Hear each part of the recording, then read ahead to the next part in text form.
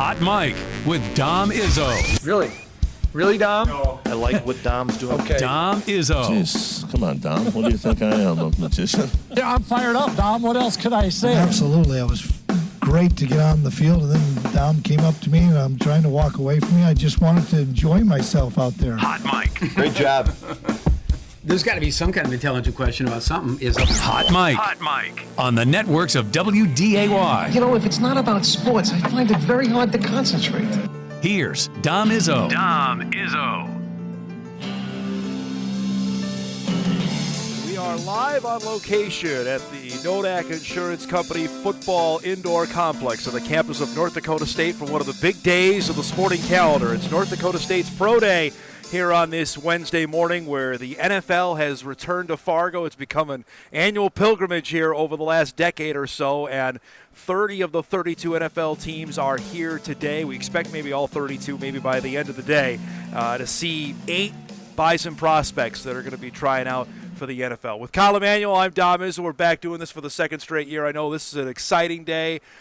I got to imagine a nerve-wracking day for these guys out there. I remember for you, we talked about it yesterday on the show. This is the last of the check marks to get everything done before the draft. Yeah, absolutely. It's has a little bit of a game day feel, as much as you can, I guess, in spring. But yeah, I think just walking into this facility and kind of all the memories a little bit came back. Obviously, I didn't do it in here. A little bit nicer in here. But, gigantic day. A lot to gain for a lot of these guys. The fact that Cody Mauk's already kind of gone through a lot of the things, I think his hay is even more in the barn than the others. But still a lot to gain and a phenomenal day. Phenomenal opportunity for these young men. Just looking around here, obviously being inside this complex alone is going to get people's jaws probably to drop. Probably maybe for some their first time actually seeing this. You as a former player, I'm sure you were promised this maybe sometime during the whole recruiting process. But I mean, you look at this alone. For the scouts that come in, I'm sure that's going to be eye-opening as well, that have come here for years and been over in the bubble or at the Dome. I've already seen it, and it was still eye-opening the second time. No, I've driven by it a couple of times, but driving up now that Phase 2 is underway, now that the imagery is up in here, it looks bigger to me the second time. It's something that you just don't see at FCS schools. You don't see a group of 5. You don't see it a lot of Power 5 schools, to be honest. This thing is, and I know we've been talking about it for a long time, but it truly is. It's a difference maker. It's just something that you don't see. So today, 8 Bison prospects are out, going to be doing the drills. 2 players from the University of Marion Bismarck are also here as well. The 8. Nash Jensen, Hunter Lipke, Cody Mauk, Destin Talbert, Michael Tutsi, Spencer Wagee, and Dawson Weber, all huge contributors to the Bison football team, not only in 2022 but over the last few years. We mentioned Cody Mauk. We're going to talk plenty about him throughout our 2 hours today. For these guys here, is there one we're not – Lipke, obviously, we haven't seen since he was on the field in November. Is there a guy that's got your attention to say he can maybe wow the scouts here today? Well, I think they all have a great opportunity. I really do. I think Destin Talbert is one that I'm looking at. I think we've all seen his athleticism. We really saw him rise at NDSU from just a good athlete to really a good football player. I think he might wow some people with some of his numbers. I think we saw his athletic ability. Go back to the one-handed catch against James Madison. I mean, he's done some things throughout his career that are a little eye-opening and in a good way. And I'm excited to see if he can do that here once again at Pro Day. Now, for the guys here, obviously we had Mauk played at the Senior Bowl. Spencer Wagee was at the Hula Bowl. Nash Jensen was at the NFLPA game. How much of a advantage is that they got a chance to play in an all-star game like you did leading into this process? Yeah, I think it's big. Look, anytime you can get in front of the NFL scouts, wherever it is, I think it's a huge advantage for anyone that gets that opportunity. Now, the thing that they didn't get to do there is put numbers down, run the 40, do those different things. But they did get an interview. They got teams to meet them in person. Talk about how this whole process is kind of like a job interview. Well, the more that they can talk to you, the more they can get a feel for you as a person. That's also a big thing. So it is a big advantage that they've, now maybe, there's familiarity. These scouts coming back for the second time, seeing them once again. So there's a reason that those are such a big part of this process. Also here today, the scouts are going to get all they want, and also they're going to get a chance to talk to these guys as well. I know you had that opportunity after Pro Day wrapped. And granted, you had went to Indianapolis. You had done the East-West Shrine game that you actually had a chance then to visit with some teams after Pro Day wrapped up. Yeah, I did. And it was I didn't even know it was going to happen. and I don't know if that'll happen to some of these guys. But, yeah, they brought me into the dome. We went on the whiteboard. We were talking defense, X's and O's. We got into the nitty-gritty of football details. And it's just again, I mean, to me it was – for me, I had to switch positions. So that was a question I had to constantly answer. For guys like, Cody Malky, offensive line is a little bit different. Yes, you're moving positions, but you all had to work together at the same time. There might be a couple of these guys, though, that, like it look like a Spencer Wagey or something. He's he's probably a defensive end. Could you stand him up? Could he move inside? So there might be some different things that some of these guys will have to answer. So here's the exact schedule here today. The measurements are going to be going on here over our shoulder, and you can see the group of scouts. I don't know if we can get a shot of that here in the not-too-distant future of that going on. And then after that, the bench press will happen, the vertical jump, and the broad jump. That's the initial pretty much testing numbers before they get onto the field. Of that, is there anything huge on that, or is that just for information's sake? Vertical, broad. Yeah, I mean – I would say vertical jump, broad jump, those are kind of measures of explosiveness. Yeah. Obviously, the bench press is supposed to somewhat measure your strength. Now it's 225 pounds as much as you can, or have as many reps as you can. I think it's a decent measure. Again, it's one of those things you just don't want to raise any red flags, in my opinion. And you can wow people now in these things if you pop off some numbers that's unexpected.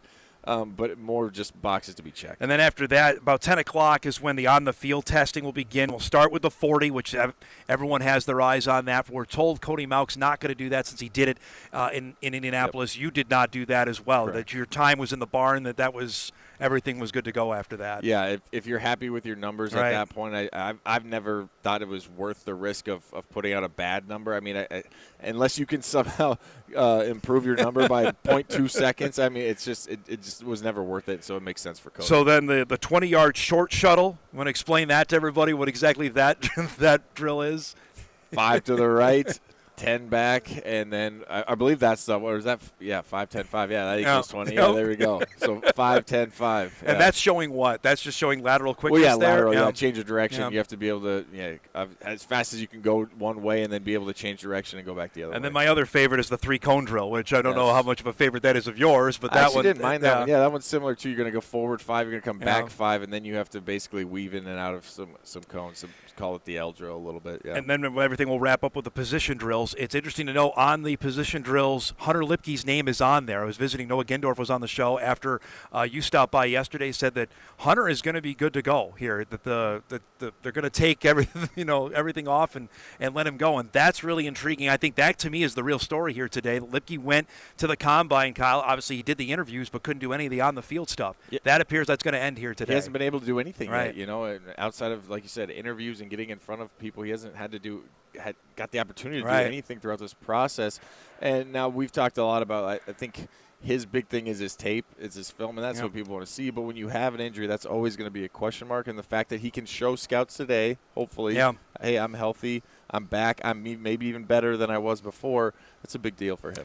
How nerve-wracking was this for you, knowing that this was the last? Was it nerves, or was it just, let's have a great day, and then we're wrapping it up after this?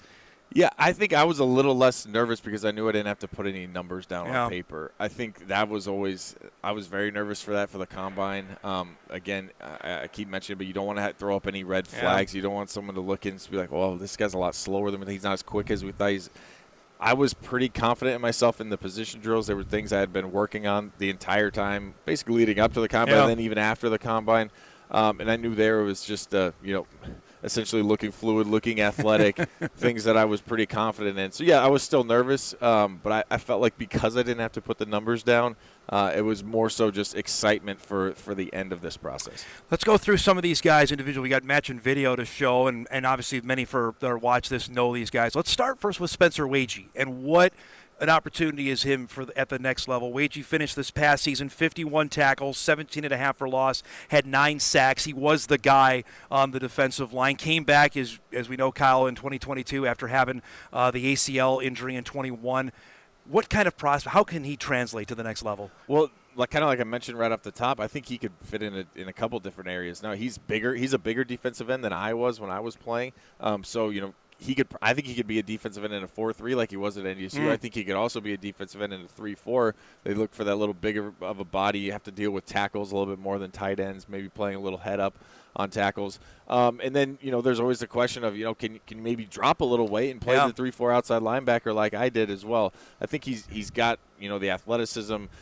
He can obviously get off of blocks and make some plays there along defensive line against offensive linemen. I think he's got enough there where you could probably find a couple spots for him, and trust me, that's never a bad thing.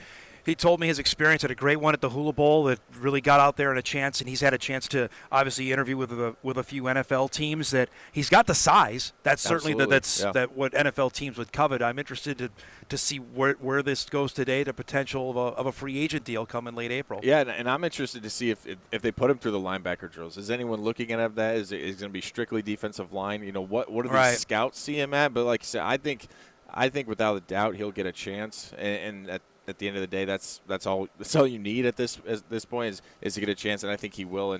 And knowing what I know about Spencer, he'll put up a good fight at any NFL camp he gets invited to. Let's talk about, you mentioned Destin Talbert, and we got three guys cornerbacks. We haven't had our secondary guys that we really haven't had in a pro day setting here before, with Talbert, Michael Tutsi, and Dawson Weber. Talbert honestly, his career really was kind of meandering until 2021. Right. Yeah. He really took off in the 21 season, capped off, as we mentioned, with a pick against James Madison in the national semifinals. Came back, I thought, had a really solid 2022. How does his game, you see, translate to the next level? What potential is there? Well, first and foremost, special teams. Yes, and absolutely. I think he obviously has confidence in himself, and he should be in his ability to play cornerback. But that's really where he made an impact at NDSU right off the bat. He wasn't playing a lot of corner. He was rotating in, but he was always a demon on special teams, and that's always going to translate into the NFL. Now, granted, that is if they don't change a bunch of rules, which they're tampering with some stuff right now. But either way, there's going to be some form of special teams, and he's gonna add a lot of value there, I think, to a team if he can get on one. Again, we saw what he could do at NDSU on the special team side. He's also a guy, though, he looks the part. He was always a guy that you look at Destin Talbert's like, feel like he can get on the field. Like, how was he not getting on the field? And then once he did, we saw him really shine. Okay, so the heights and weights are in here, Kyle. We can go through them. Noah Gindorf comes in 6'6", 266. Lipke at 6'1", 234. Nash Jensen at 6'3", 322. Cody Mauk, 6'5", 302. Anything there that stands out, or is that just pretty much what you want there? I think that's all solid. I keep saying it, but like, you don't want to come in like completely overweight. Right. You don't want to come in completely underweight and be like, okay, well, what have you been doing? Well, that's what we saw with Jalen Carter, the top prospect out of Georgia, who obviously has some off-the-field stuff going on with him right now, and then came in overweight and couldn't even finish some of his drills at the Georgia Pro Day a couple weeks ago. And it sounds easy, sounds simple, but like that's what you have to do. It's kind of like when I came back from Christmas break with Coach Kramer, and I was like 8 pounds underweight. He's like, well, what have you been doing? Well, it's the last thing you want the scouts to be asking you right now. Destin Talbert, 5'11", 189. Tutsi at 5'10", 189. Wagee is 6'4", 295. What do you think of that for that potential spot at DN there? Well, that tells me because I think he was like 270, 275. So that's telling me he's beefing up to be a defensive lineman. So I would be shocked to see him knowing that. That kind of tells me I would doubt he would be doing anything linebacker related. Weber, 6'1", 198. Those are the official heights and weights. So that's the first part of the process that is done. Next up will be the bench press. Do I dare ask you how that went in Indianapolis? For me? Yes. Went well. 27 reps for me when I did it. So I mean, I was pretty happy with it. I know Eric loves to ask him. He yesterday asked if I was going to run the 40. So he's probably going to ask if I'm benching today. And no shot. I think I do better at bench than I would. Okay, at this point, yeah. So that's the first part of this on a busy day, and we're seeing, and I don't know if we made light of it yesterday, but there were 3 NFL teams when you were here. We've got nearly everybody here. Describe that and the change of.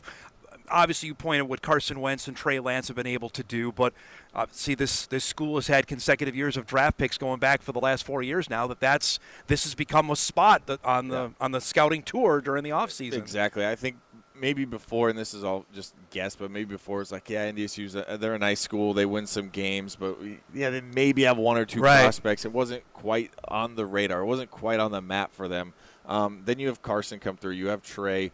You have everyone else that's gone through. Christian Watson, obviously a second rounder last year. I mean, eventually Dylan Radins that comes through and blows up. Too many to name, honestly. And eventually, I think as NFL scouts, they're like, okay, that's good. That's a place we got to go every single year. And then this year, you have 2 guys go to the Reese's Senior Bowl. Right. You have 3 guys at the Combine. It just made sense that they want to be here. And it's not just the guys that are going to get drafted. It's also the guys that can add value undrafted. We talked about Chris Board yesterday. Yes. The guy that was undrafted. Well, I'll make the point of it, and I'm not trying to embarrass you when you were here. I mean, when you and John Crockett went to the Combine, that was a huge deal. Like 2 guys at the same time are going to the Combine, and obviously you end up getting drafted that year. That was a huge deal. I mean, that's not that long ago, and now it's not, I won't say it's run-of-the-mill, but it's almost just become, we're right? expected now, which Someone's is kind of crazy. Yeah, no, it is. I'm right there with you. Yeah. When I got invited, it was not that it's not a huge deal now, but it was I couldn't believe it. Yeah. It was like it just doesn't happen a lot. I think Billy Turner went the year before me, but it just hadn't happened a ton here at NDSU, and now it's just kind of like you said, it's just kind of second nature. We just expect someone's going to be there. Yeah. We got a big day here. Kyle's going to be with us for the first hour. Randy Hedberg, NDSU QB coach, assistant head coach, going to join us at 10. Grant Olson will join us, NDSU linebacker coach, at 10:35. Can we get Gio to run the 40? Do you think that could happen? Well, he might do better than I, honestly. I think we should, though. We'll get you both competing against one another. Now, that would be a fun story. So that's our show lineup here today. We come back much more live here on location at the Football Indoor Performance Complex here at NDSU. We'll take a break. Hot Mic continues right after this on WDAY Extra at InForum.com.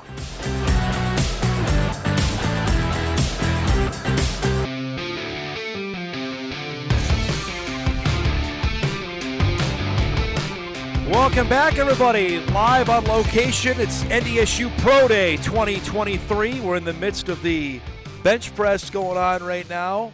That's the first of the events happening on this Pro Day. We got the vertical jump and the broad jump still to come. All the good events coming up after the second hour at about 10 o'clock. Back here with Kyle Emanuel, who's co-hosting here for our first hour. Email comes in, and this is a question I don't know if I've asked you before. Ask with the agent process, when did that all start for you, and how that all got lined up? Because all these guys have representation now. Yeah, good question. I think the first time I heard from an agent was like October of my senior year. No kidding. Now, Okay. you couldn't sign. I don't know if this rule has changed. You couldn't sign, obviously.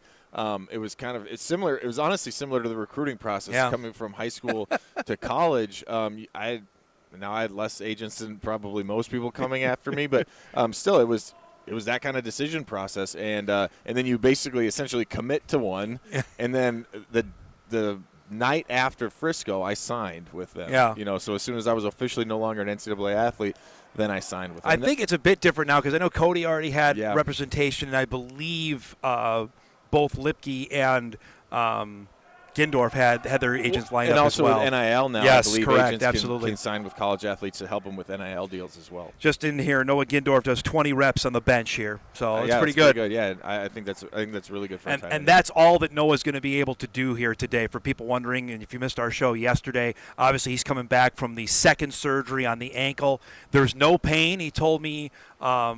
I did ask if there was any pulling to get him back for a 7th year. Said that it was a thought, but he's 24, Kyle. The shelf life of an NFL player is short to begin with, and if he wants to start, he's got to get that going sometime soon. Well, yeah, and he's got to factor in, coming back, and do I get hurt again? Do I, like you said, 7 years at NDSU is not. It's no walk in the park. You're going to have some wear and tear on you. So I think that was the right decision for him. Now the big question, I think a lot of these scouts are going to be like, well, when can you be back? Are you going to be able to do rookie minicamp? Are you going to be able to be involved in OTAs? How long? How long is this process going to take? And unfortunately for him, maybe he knows, maybe he doesn't know. Yeah. But just trying to be as healthy as possible whenever that opportunity comes, because that's the thing, and we've talked about this too. Like, you don't want to be 80% at Right. You don't even want to be 90%. You want to be 100%. Yes. You want to see scouts see the best version of you. And that's the thing at the Combine. I asked him yesterday, and you've told me this, how much they poke and prod there. And when you have an injury going in, it's got to be like that times 10, I imagine. Oh, it's got to be. Yeah, I had one knee scope on my left knee as a freshman. Never bothered me again. And you would be shocked at how many times every single team doctor came in and pushed and pulled and made me get an MRI. So to have a current injury, right. I can only imagine how much scrutiny he went under. Went under for that injury. His game, though, for the way the NFL is played now, I mean, it can't translate any better, Kyle. We said 6'6", he's got great hands, and the biggest thing, he can block. Right. Oh, that's exactly where I was going to point to. It seems like we kind of live in this NFL world now where you either have a blocking tight end, you have a guy that can catch passes.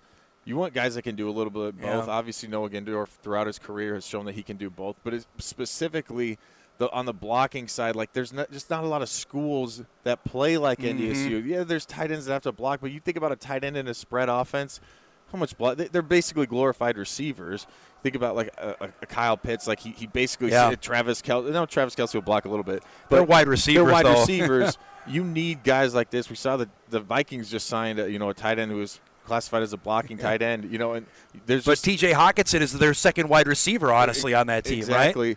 Right? You need guys that can do both. And this is another discussion. I think tight ends are vastly underpaid, by the way, in the NFL with what they're asked to do. Yeah. Basically asked to block like an offensive lineman and be a receiver like Justin Jefferson.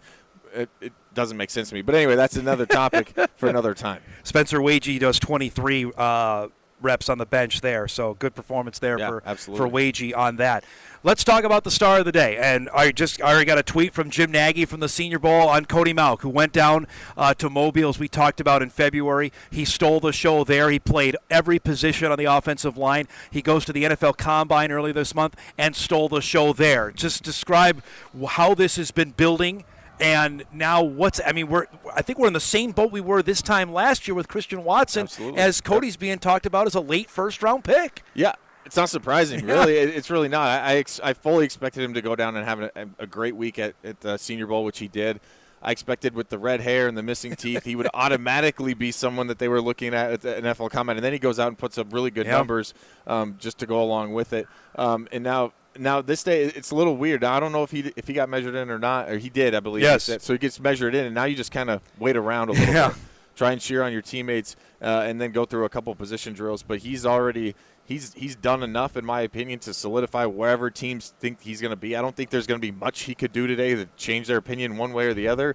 It's just that last piece. He ran 5.08 for the 40. His second 40 was faster than his first, which that rarely, if ever, happens. Never right? happened for me. Yeah, that's impressive for a person that big at 300 pounds to be. I always say if an offensive lineman can get anywhere around 5 flat, that's a really good. It's a really good indication. And again, we've talked a lot about it. Offensive lineman, you don't really need to run 40 yards many times, but he's shown that he can pull, he can get out on screens, he can get to linebackers, to DBs at the second level and cover them up and spring guys for those big long runs.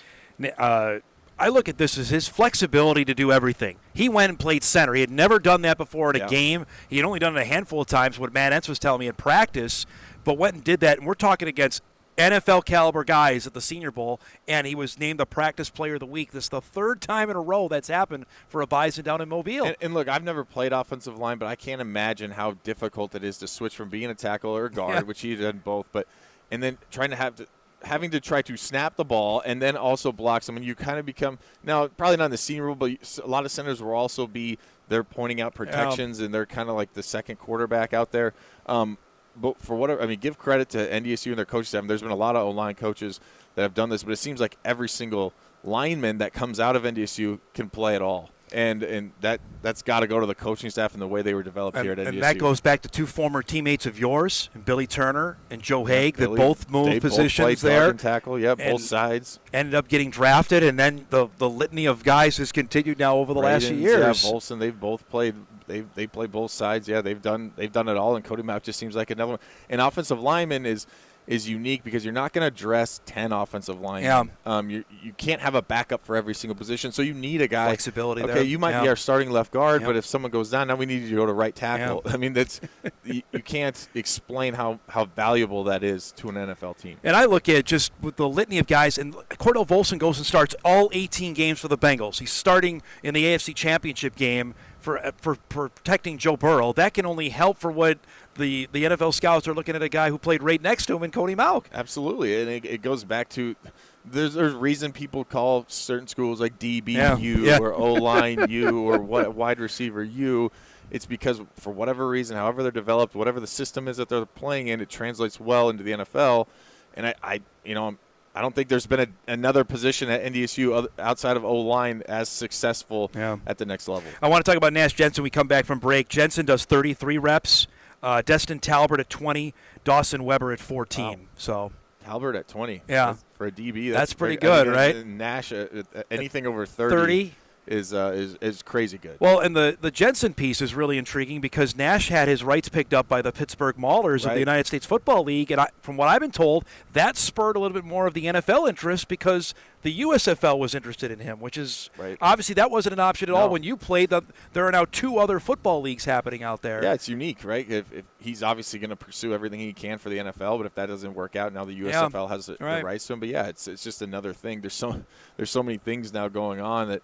Oh, well, maybe USFL likes him. Maybe we should take a look at him as well. So as we could tell behind us here, for people wondering, well, what's all the action going on? Behind us, the bench press just wrapped up. This is the part that always seems internally long about pro day is when the scouts get together with the clipboards and start looking over stuff, right? Yeah, they'll get together. Well, not so much maybe on bench press, but like especially when they get into the 40 and things like, what time did you get? Okay, I got that. And I honestly don't even know how they come up with the official time because there's 30 people in there that are timing everything, but somehow I'm guessing they have one official timer, and then maybe he just confirms with 2 or 3 other people to get the final number. So as you can see, guys are warming up here. You see Spencer Wagey over there. The next up is the vertical jump and the broad jump. That's going to come up here in the next couple minutes with the on-field testing set to start at the top of the hour. We're due for a break here at the bottom of the hour. We're live up here at NDSU Pro Day 2023. We'll take a break. Kyle Emanuel back with us here for the next half hour as well on a busy Wednesday on Hot Mic. We'll be back right after this.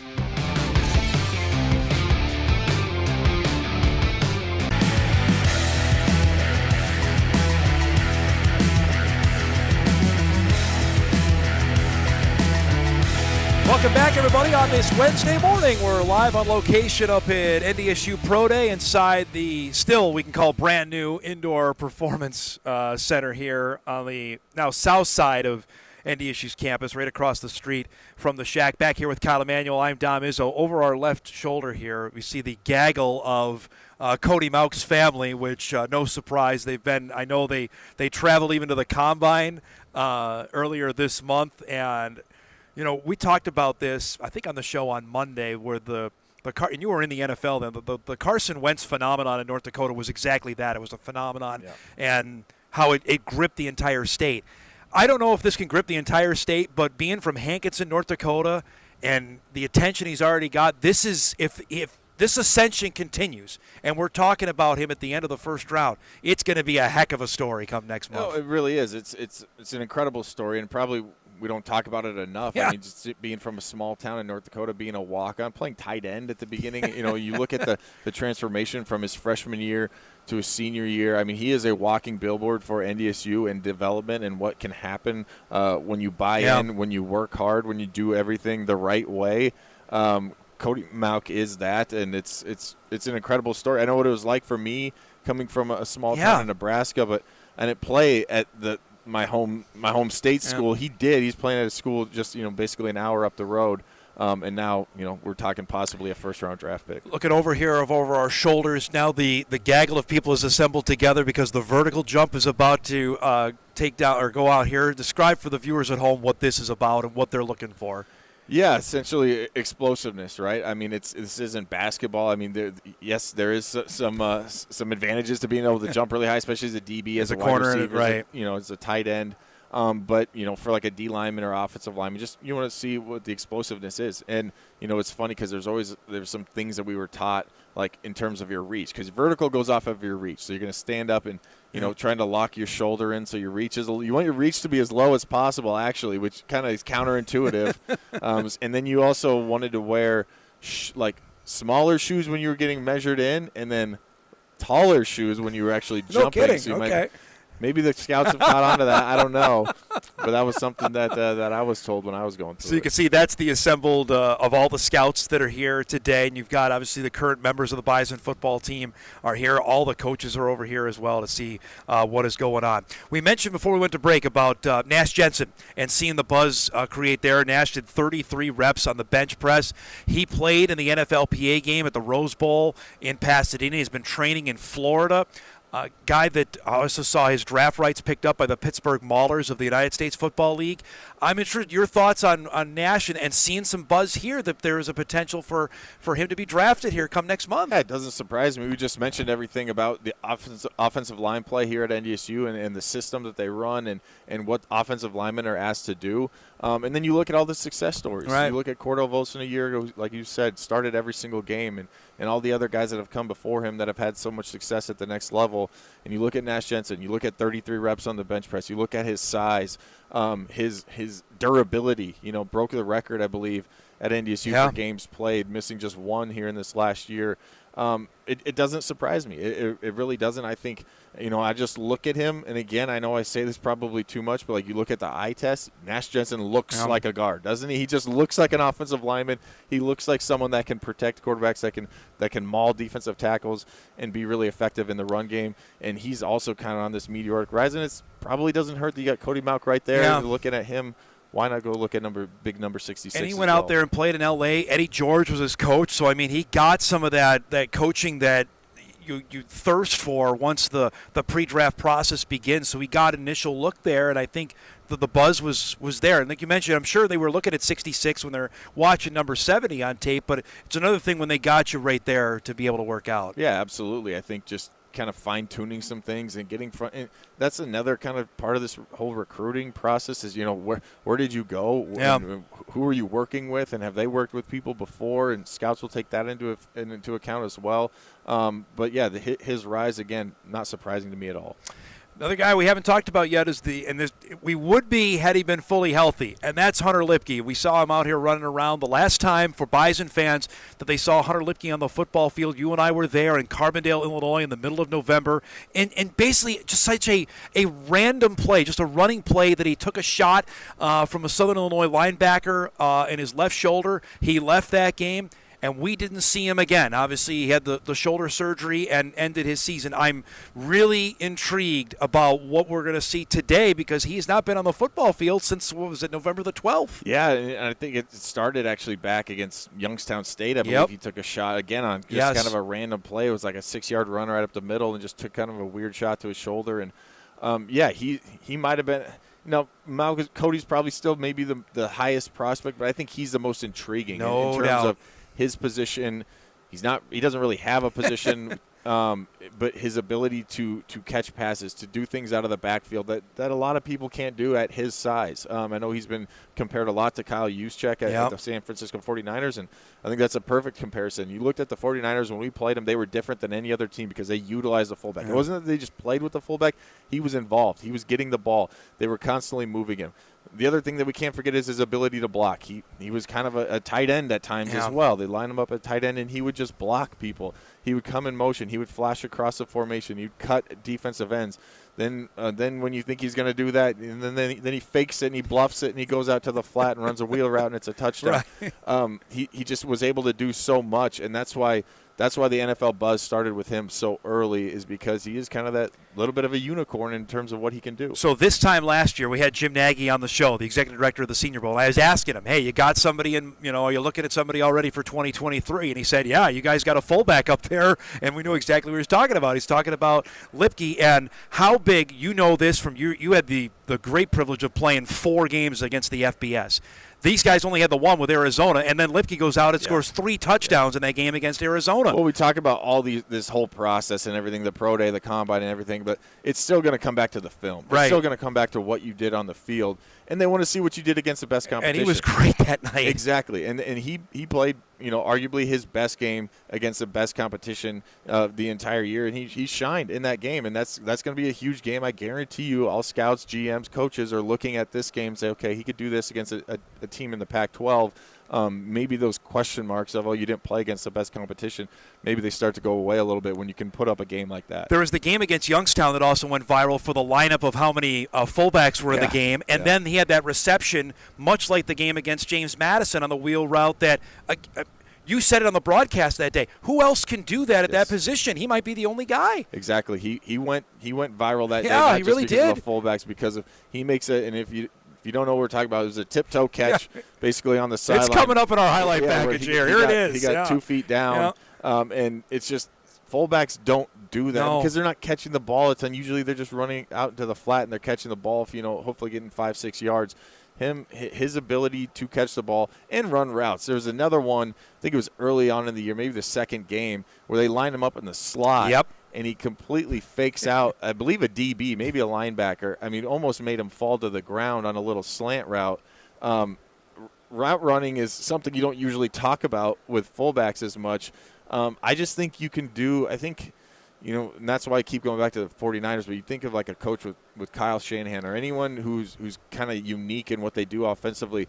You look at a guy like this, and you got to just be chomping at the bit to get him on your team because they're just the opportunities – your mind can go crazy with the amount of things that you could do with someone like Hunter Lipke. Mel Kiper, in his latest mock, when he ranks positions, he's got him number 1 at fullback. Yep. So the last projections I had heard would be in the 5th round, and that's clearly because of the fact he didn't have a chance to do any of the the pre-draft stuff outside of this. If that's the case, we have to imagine he might be maybe even a late day 2 pick. We're talking 3rd round potentially. I think there could be a team, and we talk a lot about there only needs to be one. There could be a exactly team that right. falls in love with him for all the reasons I just mentioned and says, we don't want to risk it getting into the 5th round. We don't know if he's going to be there. Yeah. We really want him. And, and maybe we're talking late 3rd round, something like that, where a team really likes him, likes what he can do, and goes ahead and grabs him. Again, for people watching at home, the actual action that's happening right now is limited to basically they're doing the vertical jump and the broad jump right now. It's not thrilling video. We'd show it to you if we could, but it's not necessarily thrilling out. But this is all part of the process. This is what this day is about. The on-field testing is going to start here in about 20 minutes, and that's when it's really going to heat up here. Right. But this is the whole part of how the pro day experience goes. Yeah, it just is. I think the most exciting part, and I think the 40, we've talked a lot about that, is it's the one that always gets pointed to. That one's fun. I like the position drills. Again, that's probably the closest thing you're going to get to actual football out here. Again, it's not the same. You're still in shorts and a T-shirt, and there's no defense or anything like that. But that's going to be that. I always like to see that. And then it's that's kind of it's up to the scout to determine whether they're liking what they're going to see. But they got to go through all this stuff, get the measurements down, and you're just kind of trying to. In my mind, you're trying to figure out the entire football player as an athlete. Okay, we've seen what you can do on the football field. Let's just get an entire picture. Let's get a whole picture of what we think this person is, not just as a football player, but just in general as an athlete. It's an exciting day. We're talking football again here at the end of March, and that's the part that I love, and I think for people that have seen how these things have just blown up over, and I'm talking pro days in general, where we're doing our show live, but there are live broadcasts across the country. Now, granted, those are for the number 1 quarterbacks, and we've seen ESPN and the NFL Network come to town for those for both Carson Wentz and Trey Lance, but it's fascinating now that these kind of days garner this much attention now. It really is. It's crazy. I think it's crazy that the NFL offseason, pro days, it really is, combine, man. Yeah. With everything else that's going on in the world of sports, like these are still the things. One of the biggest talking points right now is whether the NFL is going to flex Thursday night football. Yes, games. And we're months away. I know where you're at with that. So and that's what we're talking about. But it is. It's fun to. It's fun for fans because you want to see who's that next crop. Who's going to come on my team? Who do I want my team to take? And this is part of that process. We'll take one last break here at Hour 1 with Kyle. We'll come back. We'll talk about the 2 safeties that played over 120 games together. Michael Tutsi and Dawson Weber, they're out here as well, about their prospects at the next level. Hot Mike continues live at NDSU Pro Day. We're back after this on WDAY Extra at InForum.com.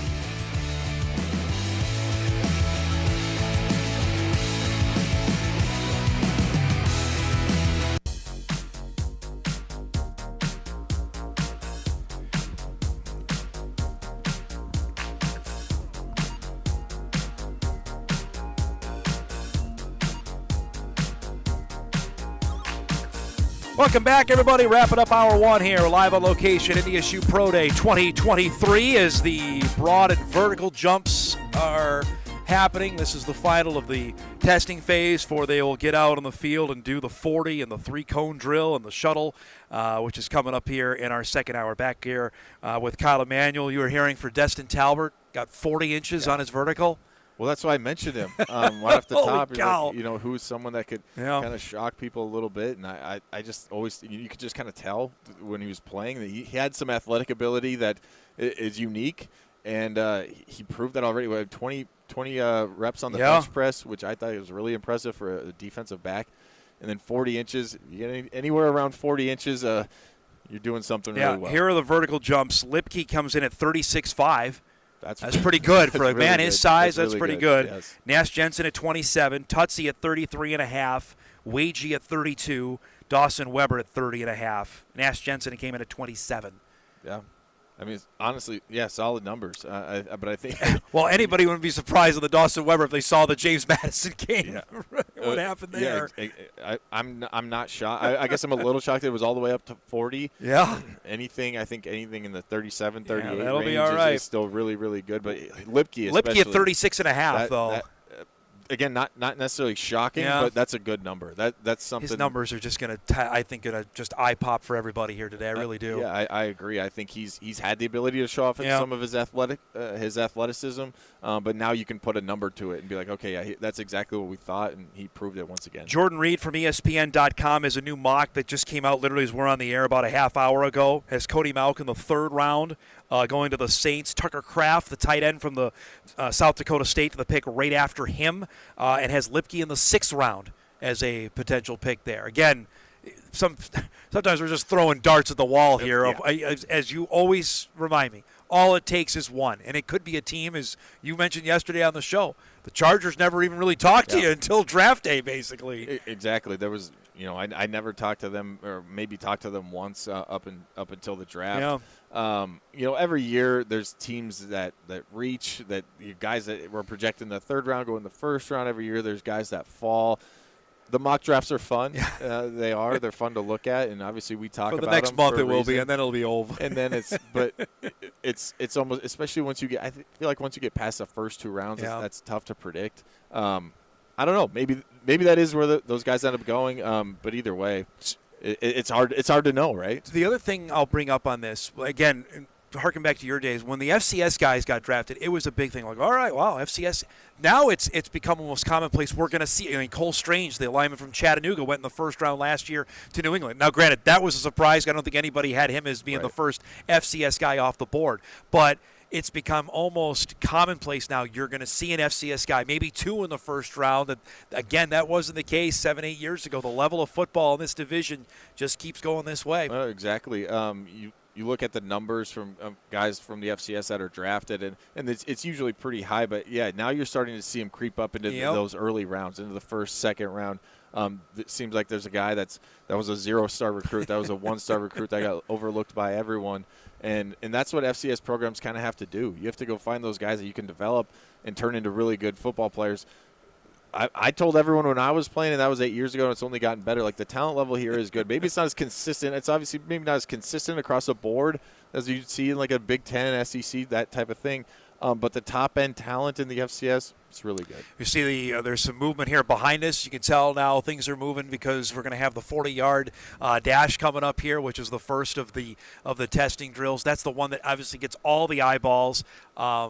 Cody Mauch's not going to do this, but the other guys are going to go out there and run for the first time. This is going to be where now things start to get really interesting and fun. I'm curious as to when or why the 40 always, or when did it become like, okay, this is the thing. This is the crown jewel. I think when the combine started getting televised, honestly, maybe really, right? Yeah, maybe it was just, I think it's just maybe easier to understand. It's just, you're just running straight ahead for 40 yards, and it's speed. That's what we all love to see is, how fast can people run. But yeah, we've talked enough about that. I think it's a little bit overemphasized, but again, it's the same thing as all these other drills that we've been talking about. You want to check a box, you want to confirm what you think you already know, or is someone faster, someone slower than maybe you thought. And that's the thing to me. You make a great point. Sometimes we probably put too much weight on this, where all these guys, all of them have a ton of tape. Yeah. That's the thing. right? I mean, Hunter Lipke was talking to me about that before Frisco, just asking him about, well, you're not going to be able to do this. Like, well, my resume is my tape, and there's no shortage of highlights of any of these guys out there. And that's why there's been conversation around, is the combine, is it needed? Or I don't think we saw some coaches not go to it this year. Right, and I think there is some value to all of this. It is a job interview. You're trying to figure out a lot about a person, but I also think you almost get to a point where this process takes so long, you start to overthink things. You start to find things that maybe don't matter. Or you start digging almost too deep rather than just like instinctually, okay, this is what I saw this person do on the football field. Here's what I saw in pro days, combine, when we interviewed them. And then just go with your gut and go with it. And I think, if you talk to some GM, some scouts, I'd say that there is that, especially once you get to the top. You get to those top 5 picks, like, I can't screw this up. You want to leave no stone unturned, and you almost start to overthink things. I know you got some more talking to do. Thanks for coming on this morning. Appreciate it. Great to see you, man. There he is, Kyle Emanuel, joining us for our first hour here at NDSU Pro Day. We'll take a break. We come back. We're going to start actually seeing some guys run out here with a 40-yard dash. Randy Hedberg's going to join us. Grant Olson coming up in hour 2 as well. As we're live up at NDSU Pro Day for 2023. We're back on Hot Mic on WDAY Extra right after this.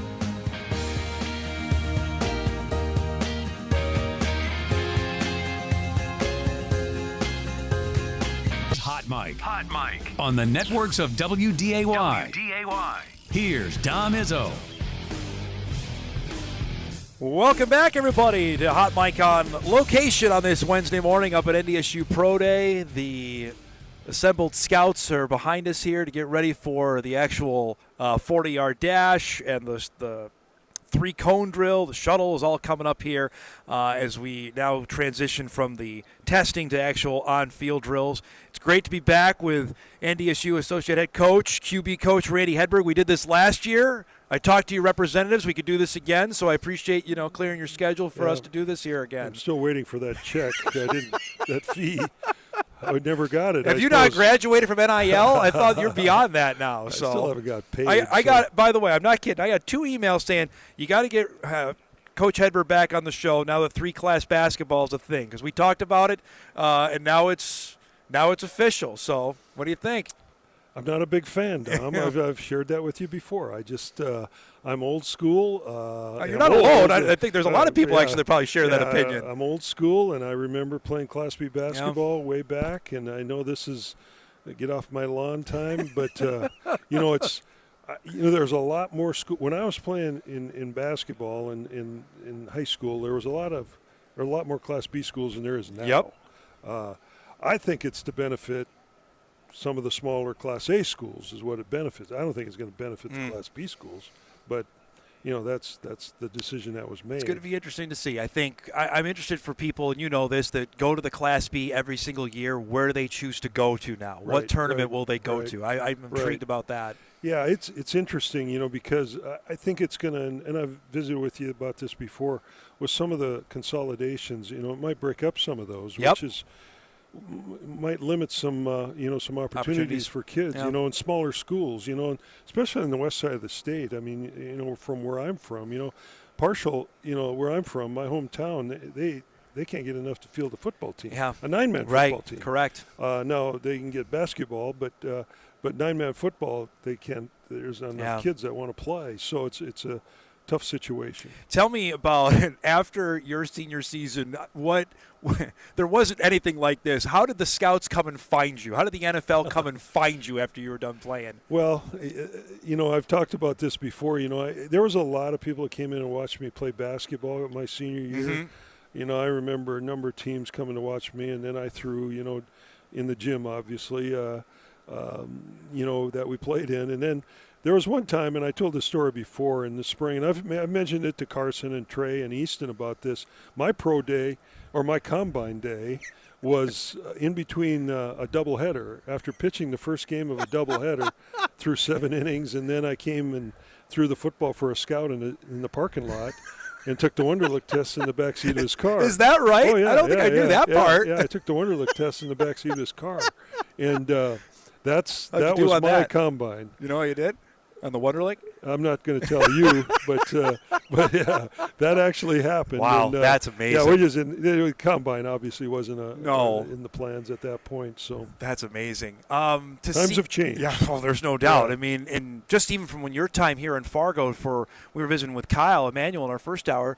That was the first in the bubble. It was the first year when he did this. Now to have this here, to have the entire NFL here, this has become a mandatory stop for the scouts during the pre-draft process. Well, yeah, we've had, we've got a number of guys that have, some possibilities of getting drafted, and they're very aware of our team and in what we have within our program and the track, the track history of what we have, as far as getting guys in the NFL and having players in the NFL. We've got a lot of them, and I think that's pretty neat. We've got draft picks and O-line guys, quarterback guys. I think it's a pretty good situation for us. Let's start with the guy from North Dakota, from right down the road in Hankinson, and Cody Malka, guy obviously very, very well. To see the trajectory of where this has gone, has that even surprised you that the attention level has got to where we're at with him right now?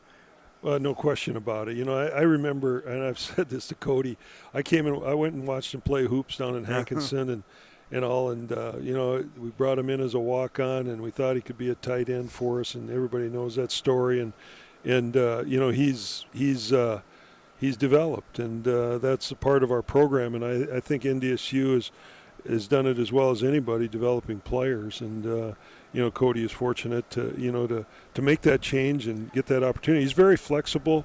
I think that's one thing that's very apparent with him when you watch him run and his bending and how he bends, and I think that's really critical. Plus, he's really strong. Yeah, when he went to the Senior Bowl and played center, I mean, that I'm assuming had to open up a lot of eyes. How that flexibility, has that been a common question that you've been asked by the scouts and teams coming into this? Well, I'll go back to Cordell a little bit, because I recruited Cordell also, and I remember a scout coming in, Steelers scout I think it was, and he was at practice one day, and he said, "Have you ever had 67 snap?" And I said, "Yeah, he snaps every once in a while." He said that would really help him be a little bit more marketable to the NFL, and Cody's done the same thing. He knows that his marketability is if he can play inside or outside, it's gonna help him with any team. So I think that's a thing they do. But also in the NFL, they look at arm length as a big thing, for tackles.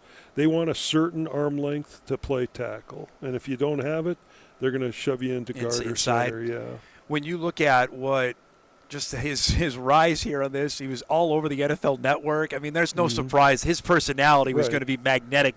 And that's why in the room, Randy, that's where he's got to win him over, I imagine, right? Yeah, he's an intelligent kid. He's got his degree already, and I mean, he'll converse with anybody. Yeah. I mean, he can talk to the wall if you he can sit there and talk to the wall if you want him to.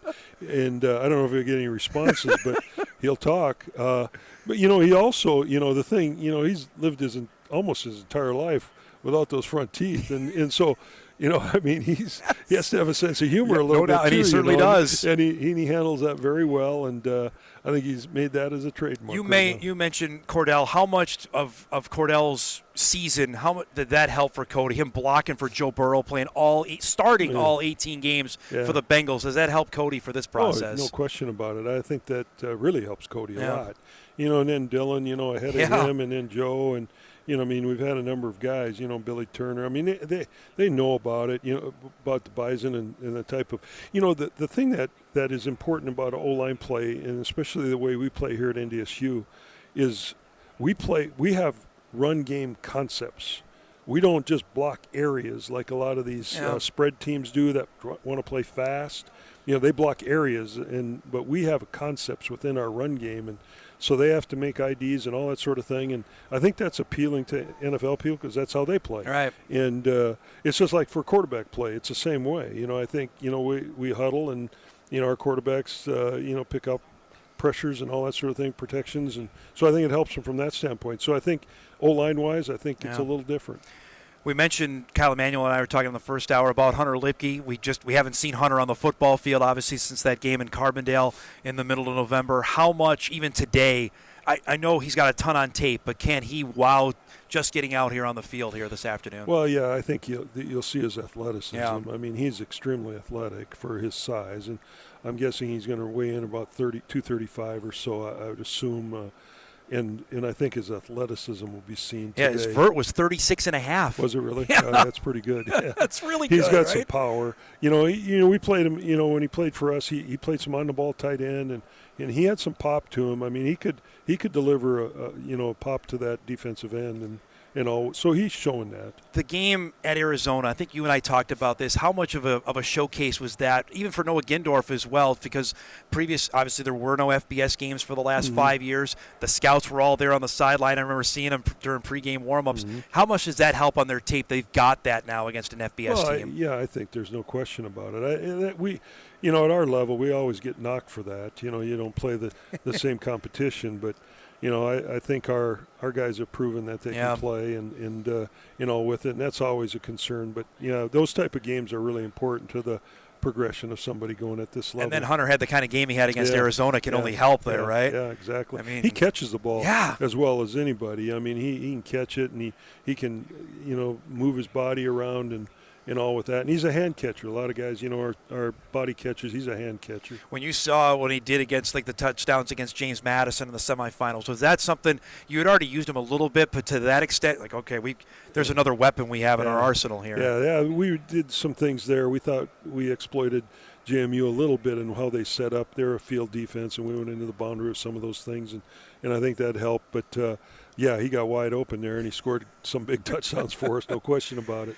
Nash Jensen's another name that's really starting to heat up. Do you think there was anything with the USFL drafting that got the NFL scouts to take another look at him, or not so much? I don't know. That's a good question. Nash's come a long ways. Yeah. He came in here. He weighed about 360, 370, and he's really done. One of the rare job. that had to lose weight when you get here. I don't remember many high school guys that had to lose weight. Yeah, we very seldom recruit guys of that size. Initially O-line wise, we want to try to bring them in and build them up. Have Coach Kramer build them up. But Nashi came in and did a nice job. He's a heck of a kid. He's done a nice job within his life and earning a degree, and I think he'll have a good future. You see him out here running the 40 right now.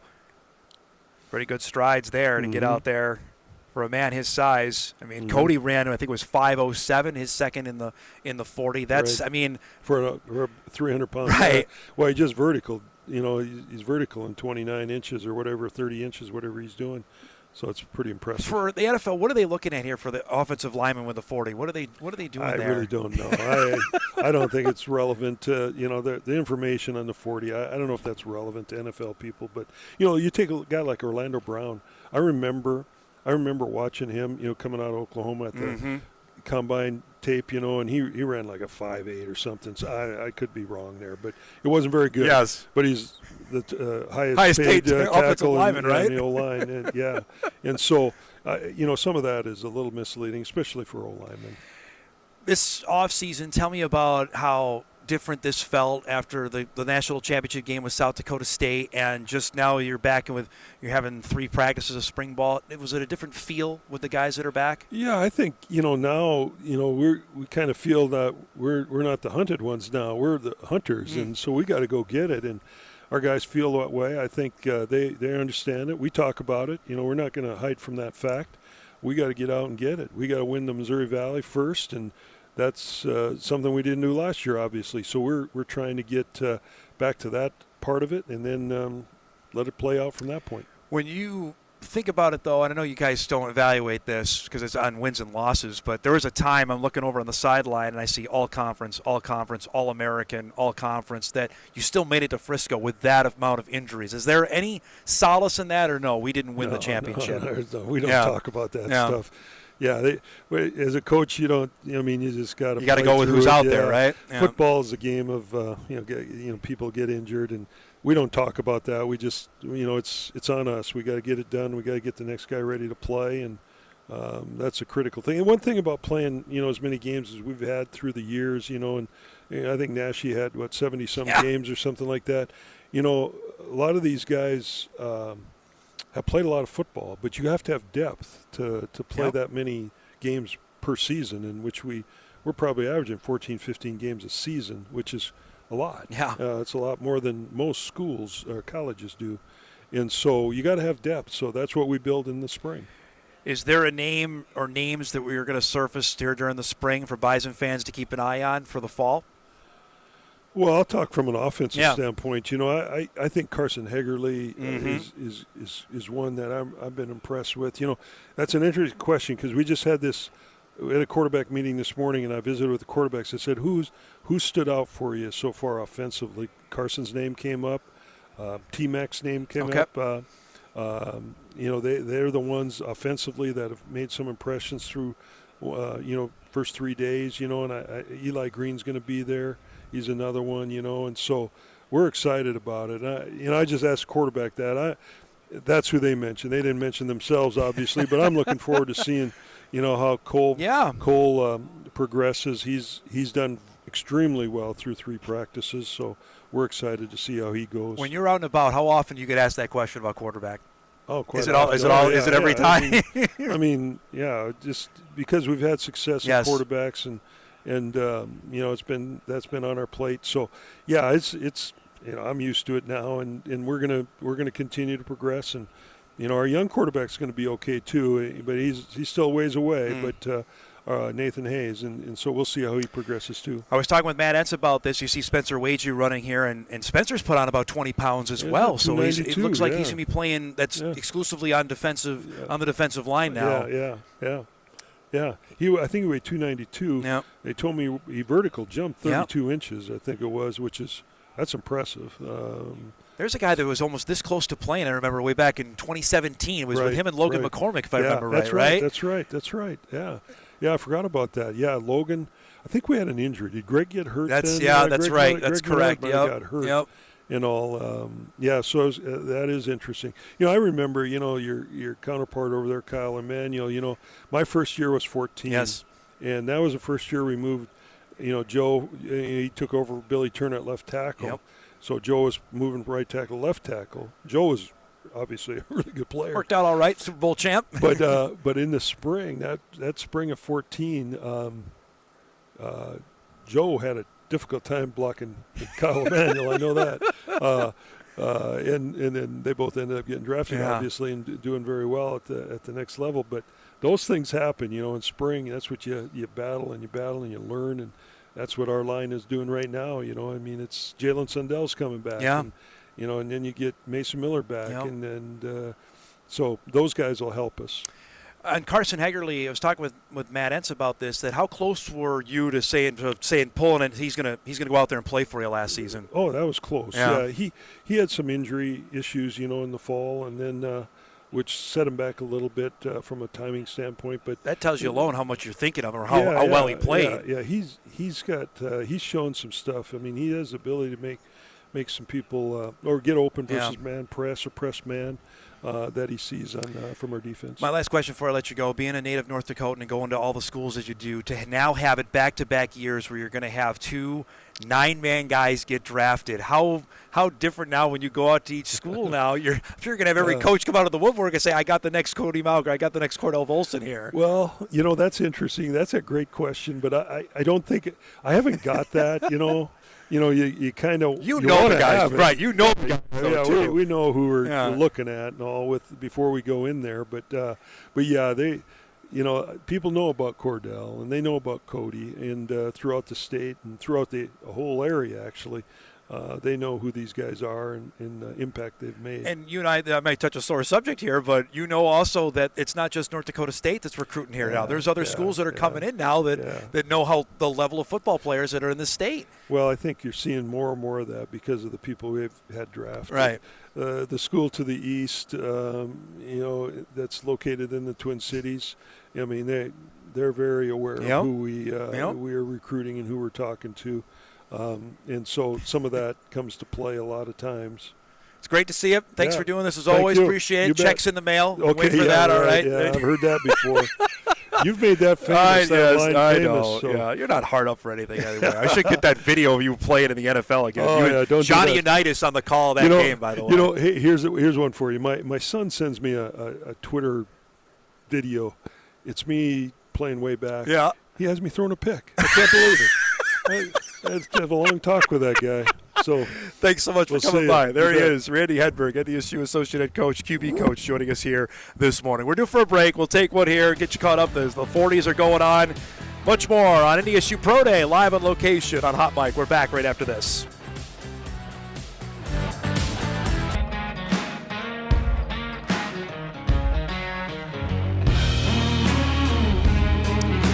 Welcome back, everybody. Live on location here to Hot Mic, WDAY Extra, InForum.com, up at the Indoor Performance Complex at North Dakota State. NDSU Pro Day 2023 underway. The 40-yard drills are going on.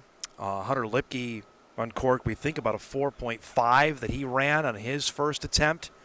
The University of Mary has sent a couple of participants here as well. Danny Kittner, their wide receiver, Logan Nelson at quarterback. They're also participating in this as the 40 about to wrap up. Michael Tutsi was going when we went in commercial break, along with Dawson Weber. Weber ran 4.45 unofficial hand time for him in his second attempt. So we heard from Noah Gindorf about that yesterday, that Dawson may have a very impressive day testing-wise, and that may certainly have been the case here for him being out there. So those are in the books. It looks like that's the official end of the 40.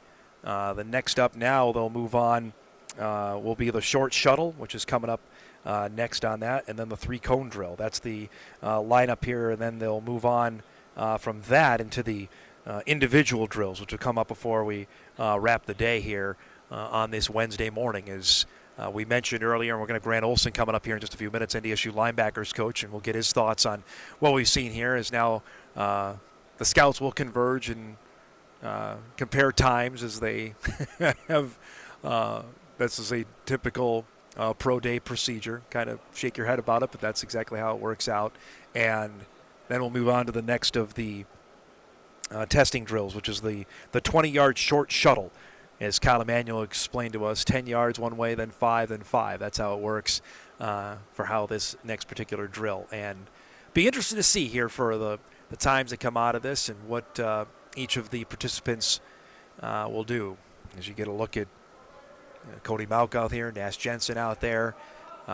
Cody would not run the 40 as he did that during his performance at the NFL Combine. You see Hunter Lipke over here going through some workouts, and the fact that Lipke is back out here might be a surprise to some. I think it was to us when we found out that he was going to be able to do this, considering the shoulder surgery he had that happened in December after he sustained the injuries we mentioned against Southern Illinois, then came back out and thinking he was going to have his own pro day, as Noah Gindorf was talking to us about on the show yesterday, and Noah's going to have his on April the 13th. But the original plan was Lipke was going to have that same schedule, but he is back and ready to go. Now, I am interested to see what he'll be able to do on the individual side of things once the testing drills are wrapped up, as they are setting up the cones here for the 20-yard shuttle. If you remember last year when we did this show, this is where Christian Watson really wowed everybody with his ability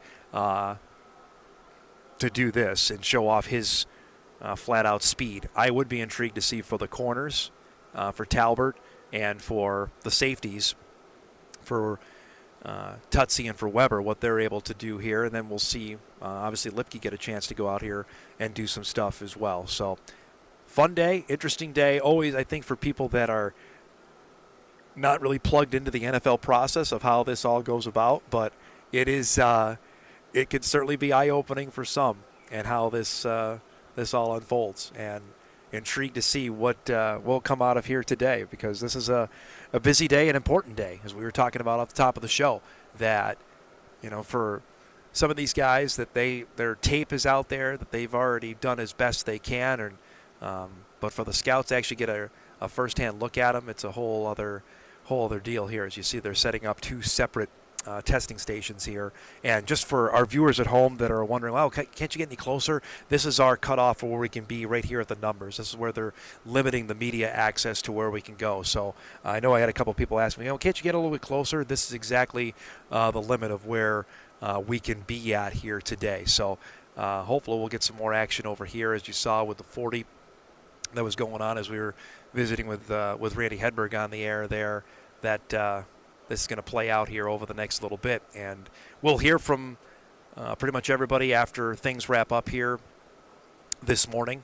And after that, it's down to the individual visits. And I'm sure for Cody Malk, he's going to have plenty on his plate, and for Hunter Lipke, and for Noah Gindorf, and for these other guys out here as well. They're hopeful that they have as many team meetings and individual meetings coming up with guys over the next little bit. As you see Lipke and Wagee going through some practices here. Wagee, of course, is bulked up, as you can clearly see. Dawson Weber and Cody Malk doing this. And you saw Malk do the majority of those drills in Indianapolis and certainly had a fine performance there. That's what's lifted him now to the potential of being at the end of the second round, or even or early in the second round or the end of the first round. That's where the potential is there. But 8 Bison are here. Almost, you can see majority of the current football team has assembled as well to get a look. And that's what's been the really intriguing part to me over the past few years of seeing this, is the current football team coming out here to watch and see what is transpiring. Eric got a shot of this earlier. A bunch of the Malk clan from Hankinson is here wearing their number 70 sweatshirts. I saw Dawson Weber's dad, Kyle, here. Mike Gindorf, Noah's dad, here today. It's a big day for the family as well. This is the last check mark, as it were, to get you ready for what's ahead in the draft process. So fun day, interesting day, and intriguing day to see what is ahead for these guys and anticipating what's ahead. So we're due here for a break coming up out of the hour as we get ready for the shuttle drill. We'll get to show you that live coming up.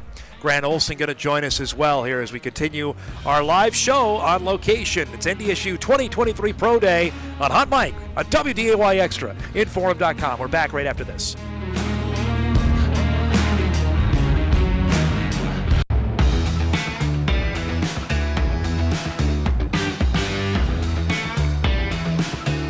All right, back up here. NDSU Pro Day continues 2023 live, WDAY Extra, InForum.com. The short shuttle is going on right now. Spencer Wagee just went through the tunnel here.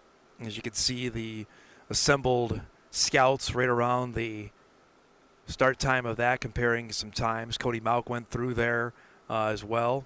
It's part of the 2 guys from the University of Mary also going through the shuttle times here, as the Marauders have set a quarterback and a wide receiver here at NDSU's Pro Day. UND is holding its own Pro Day as well. That's coming up later this afternoon at 2 o'clock up in Grand Forks. I'd imagine some of these scouts will be making their way up north on 29 here later today to get out to there. So that's the short shuttle that wrapped up. The next part of today will be the 3-cone drill that comes up. And that'll be on the far sideline here. As you can see, the assembled scouts moving around here a little bit, and that's where that's going to take place. That's a little bit more, again, testing lateral quickness, lateral agility to be able to move back and forth, which has been, obviously that's a key drill. They do that at the Combine as well when they want to test out here on Pro Day to see where you're at with things. We mentioned again, for those just joining us, it's Destin Talbert that's part of this. Spencer Wagee, Michael Tutsi, Dawson Weber are here, joined by Hunter Lipke, Cody Malk, Nash Jensen, all going through today's deal. Noah Gindorf is here as well. Noah unable to do the drills as he's rehabbing from that ankle injury that he suffered actually in December of 2021. Had the surgery the first time, didn't heal properly, came back,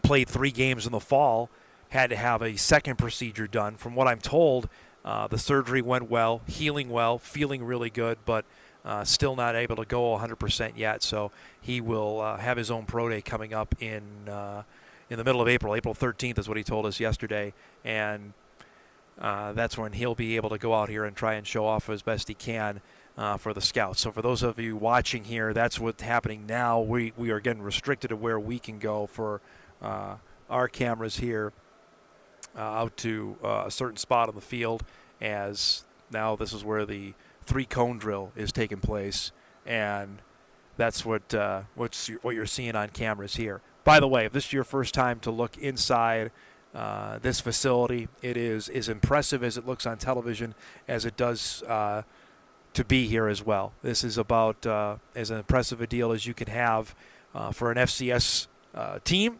This is what the major schools are talking about when they're trying to show off potential recruits. And for the NFL scouts to get a chance to look at this is awfully impressive, and it's not even done yet. The west side of this building is still being worked on as we speak and should be ready by sometime come summer. That'll be ready to go up. So that's the deal here, as this is the next part of this. The next phase of today will be the on-field drills, and that will be taking place here in just a little bit. And that's I think the real eye grabber for some. Last year, obviously, we all had our attention on Christian Watson and what he was going to be doing, and certainly that was an impressive day. The intriguing part about that last year was that Cam Miller was able to throw to Watson. That was part of a new rule that went into effect last season, where current collegiate players could throw during their teammates' pro days, which that was no longer allowed, as Cody Mauch just went through and finished the three-cone drill there for his particular drill. Dawson Weber over there as well. All the cornerbacks going to do this. And since the last time I've been in here, the signage has gone up, which is a new part of this that has not been here since basically December. We got in here in October. Middle of October is when the building officially opened up, and the Bison were able to practice in here for the final 2.5 months of the season, which was necessary, especially when NDSU made it to Frisco and the Fargo Dome being filled up with the Rumble on the Red and other various events going on, that this was a needed place. And as now things have moved forward, this is going to be basically the home for the Bison. They will use the Fargo Dome basically on game days, and that's pretty much it. This is going to be the main practice place. Obviously, there's an adjoining outside turf as well that's right now covered with plenty of snow. But those doors you can see on the far side here on the east side of the building will open up and allow for players to come back and forth. I think that's what they were hoping for the end of their spring showcase. But with the way the weather is going, that may not be the case when we get to the end of April, about a month from now, when that's anticipated that's going to happen. So that's the latest on that. So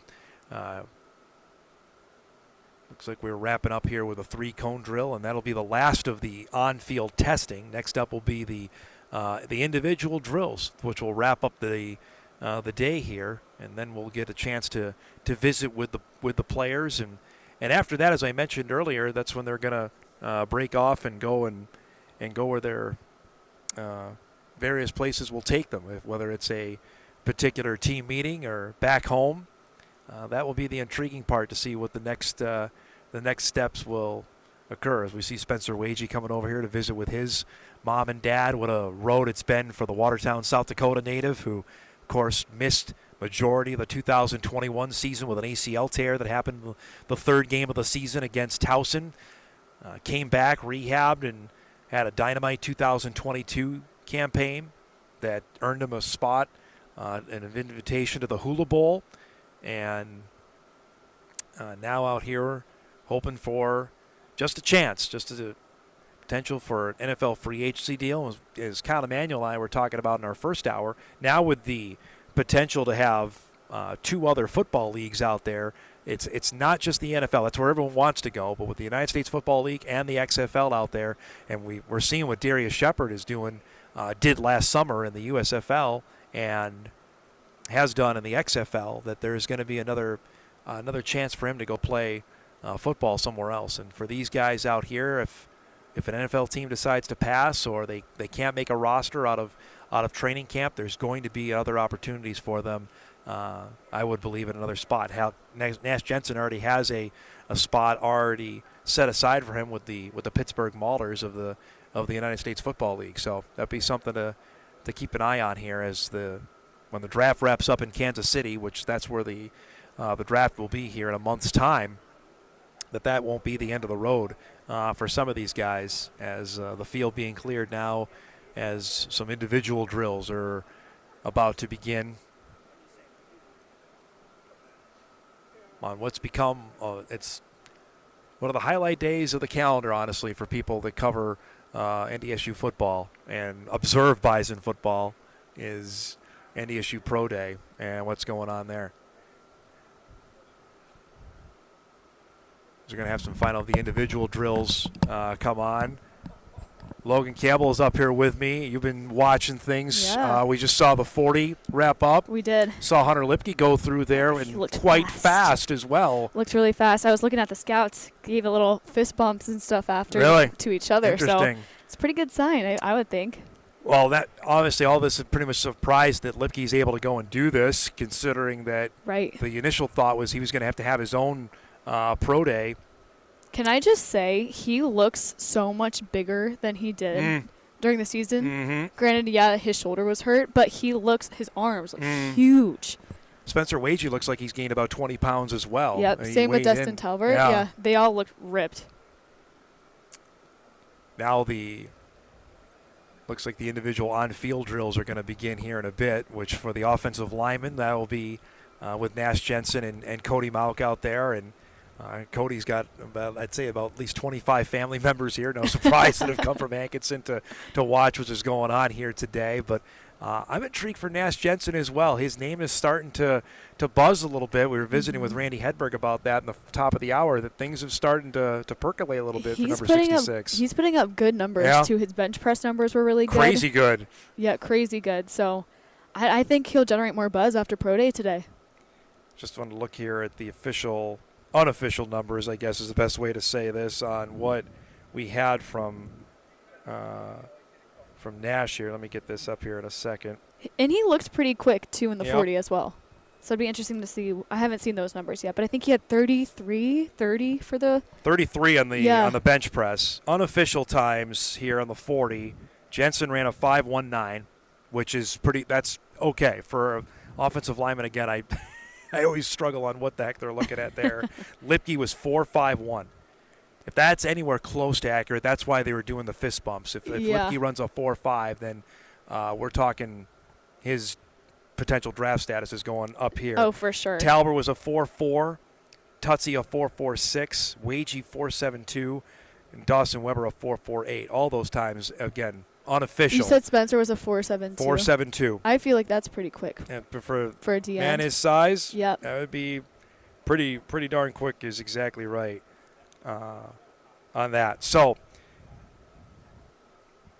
again, heck of Pro Day is a bunch of standing around and waiting for the scouts to give you the go-ahead, but that's exactly what's going on now as we're getting for the individual drills, which for me, that's always the 40 stuff is fine, but that's the part where you want. Oh, for sure. People want to see what's going on out here. For sure. So. And there's also a bunch of MSUM players here. I don't know if you've noticed that or mentioned that, which I think is pretty cool. And a couple from the University of Marion, a couple from the Dragons are here as well here on this Wednesday, which is filled with.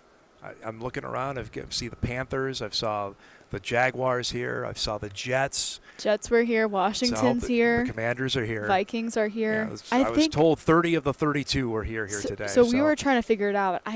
None of us have seen Tampa yet. Okay. We don't know who the other one is. So we haven't seen the Buccaneers represented. No. Okay. We're still trying to figure out who the other one is. I asked Ryan Peralt. Yeah. He says he's not sure. Okay. So jury's still out. All right, so we're still hunting down the one team that is not here as. And the Bucs may be here, just none of us have seen them yet. It's rare because most teams always are showing their logos off because they want to make sure that they're known that they are here. All right, we're overdue for a break. We'll take one here. We'll come back. We'll wrap things up and get you some video of the on-field drills that are about to start. And we'll say goodbye here on Hot Mic. We'll do that right after this on WDAY Extra and InForum.com.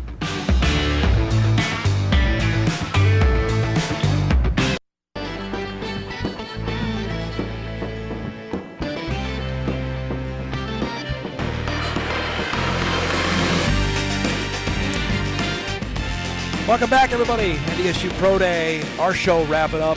Pro Day here, probably about another half hour, 45 minutes remaining in it as the on-field drills are now underway. You can see Cody Mauk and Nash Jensen participating, the two offensive linemen that are going through the drills here. Scout from the New York Football Giants, putting them through the ringer on that. So always good to see that stuff as Just saw Hunter Lipke walk past us, put on the gloves to get ready for his drills. They're going to be taking place here over the next little bit. So, yeah, it's a busy day out here, as we mentioned. We appreciate everybody joining us here.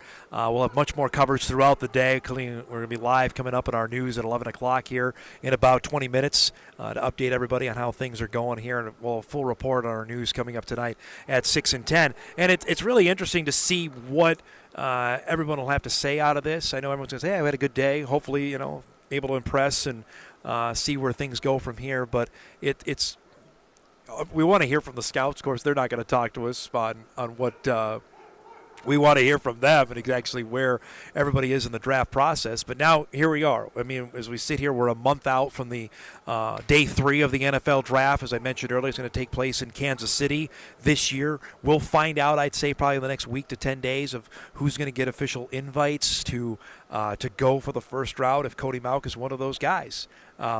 I think he's on the outskirts of that right now to get a potential invite to Kansas City. I don't know if that would screw up what his dad has planned for the renting out of the center, community center down in Hankinson for that particular day. But I think they would still have a big party, even if Cody makes his way to Kansas City for what potentially could be another historic day for the state of North Dakota, which we thought we've had enough of those over the last few days. We thought that might get old. It is not the case at all, and another big potential that could be on tap for us here over the next month, which is really intriguing to see. Again, we're going to see Spencer Wagee get out here in a little bit, including with the defensive backs with Michael Tutsi and Dawson Weber, to have them go through their individual drills, and that'll put a bow on everything. I think, again, the big story that we've been talking about today is the fact that Hunter Lipke is out here and able to do the drills. That's something I think for many of us going into this we didn't anticipate would be the case, but that has changed considering Lipke's health status has improved, maybe greater than some thought. I think he wanted to go maybe full bore at the NFL Combine at the start of the month in Indianapolis. He was not ready to do that, but he has been such here, and that has allowed for him to go out here, and that's really interesting to see what is going to happen here today. He's already gone out and I think wowed with his vert and is wowed with his 40 times. That those have, I think, caught the eyeballs of some already, that this has gone maybe better than some have hoped so far. So that's something I'll be focusing on during our coverage here later today for the news, and certainly coming up throughout the week. Much more on this tomorrow on Hot Mic as well, as we'll wrap things up. Just a quick scheduling note as well, as you see Cody Mauch going through some of the individual drills here with Nash Jensen. We normally have Dick Bramer join us on Wednesdays. We reschedule for that. Dick is going to join us coming up on Friday morning at 10 o'clock after the Twins play their season opener, which is tomorrow, scheduled in Kansas City. It seems odd to say that as you look outside and the never-ending snow pile that's out there, that the Major League Baseball season actually begins tomorrow. But yeah, we'll have Dick Bramer join us coming up on Friday. We're also working to have Tom Hoagie join us this week as well before he leads for Augusta National and the Masters. We're hopeful to have that either tomorrow or Friday. So check out our Hot Mic Twitter page and online. We'll update you on that. Let's get you ready for what to watch. We normally do that each and every day before we say so long. Of course, our coverage here will continue throughout the morning. Big night for the Minnesota teams. Minnesota Wild play tonight on the road at Colorado against the Avalanche. 9 o'clock, that game, a nationally televised game on TNT. The Wild hold first place in the Central Division standings, but right on their heels of the Avalanche. This is about as monster of a game as you can get. 9 o'clock tonight. You got to stay up late on TNT. If you're staying up, you might as well check out the Timberwolves, because they're also playing tonight. 9 o'clock on Bally Sports North. They'll take on the Phoenix Suns. Be intriguing to see how that game plays out as well. Of course, the Wolves start the night in 6th place in the Western Conference standings. And we've got the women's NIT semifinals tonight. Washington against Kansas, 6:30 on ESPN+.